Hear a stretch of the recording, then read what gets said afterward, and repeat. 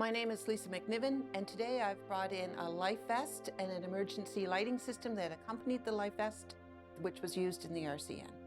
The life vest was an innovation that was a collaboration between the Royal Canadian Medical Research Council and the National Research Council, and it was headed by Archie McCallum, Surgeon General at the time.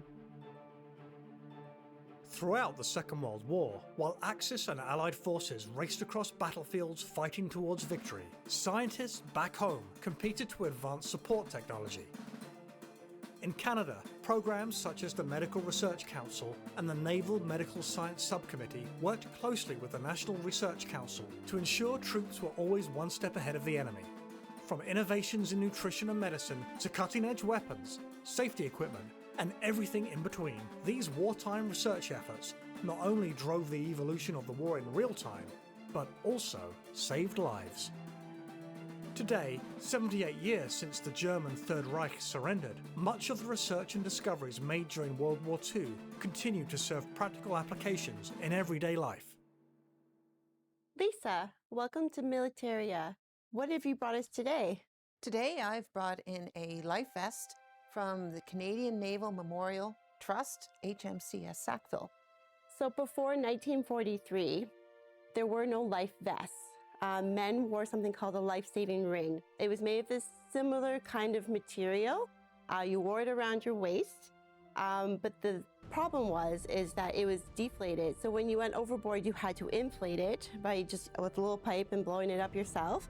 But then after it was inflated, it was just a single ring. And so unfortunately, if a sailor was unconscious or injured, the risk of falling forward and drowning was very, very real. So during the wartime, the RCN worked avidly to develop new life-saving technology. And this vest is one of those products. And what's really great about this vest is that it also protected their neck from falling backwards into the water.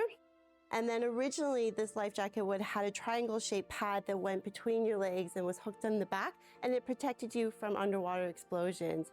And what's really neat as well is that this material was as water resistant as possible, and the packing was a K-pot kind of cork material, and it kept an individual warm. Another development was this strap here, which had a longer rope on it, and it allowed an individual to hook themselves to a carly float, to another sailor, or any piece of debris to prevent themselves from drifting away or drowning. And the most significant development during the wartime with life-saving vests was this light here, which would attach to the upper part of the life vest, and it would blink, and signaling that they were in the water at night, and it would blink for 48 hours. This artifact really represents a whole part of our Canadian Navy history when it comes to the developments and research that happened during the wartime. Can you tell me a bit about that, Lisa? Sure. This innovation is work from a subcommittee that was created in February 1941.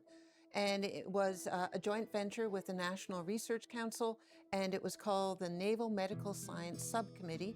And one of the main contributors was Lieutenant Commander Dr. Best, along with Archie McCallum, Surgeon Commander. The committee was formed in 41. This vest was created in 43, and it shows the urgency and the need for development to save lives in such an unprecedented manner and time span. Back around 2012, when I was working with HMCS Sackville as assistant curator, this jacket was donated by John Hare, one of the trustees of the Canadian Naval Memorial Trust. And what was so special about this life jacket is that he wore it during the wartime when he had to evacuate a ship after it was torpedoed while on convoy. But then after the war, the life vest had a whole life. His family used it at the cottage, and his children learned to swim in it. And then after years and years of use, he eventually concluded that it should find a permanent home with HMCS Sackville, because the Sackville does represent the Battle Atlantic history and the convoys and all the sailors who served on those convoys.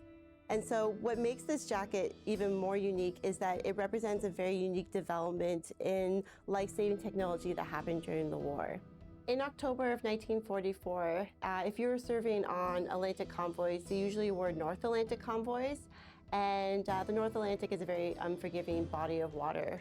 Very choppy, very cold, very unpredictable when it came to weather changes. And then on top of all that, you had the threat of enemy vessels and U-boats under the water. So this life vest that was owned by John Hare, he was actually wearing it on the night that he had to evacuate his ship. It was October 1944. He was serving on a river-class frigate. He was on mid-Atlantic convoy, and his ship got torpedoed. The minute it got torpedoed, him and his crew went into the water. John made it into a life raft, luckily enough, and then sometime after the sinking of the ship, an Allied corvette, a Canadian Navy corvette, picked up John and his remaining crew and took them safely back to a home port. And after the war, when he was donating this item to the Naval Memorial Trust, he said that he kept the life vest and he brought it home with him, and over the years, his children and grandchildren would learn to swim in this life vest at the family cottage. Lisa, thank you for joining us today and coming to talk about this wonderful and very unique artifact. Absolutely. It was very generous of Mr. Hare to share this, and it's a wonderful artifact that the family must treasure.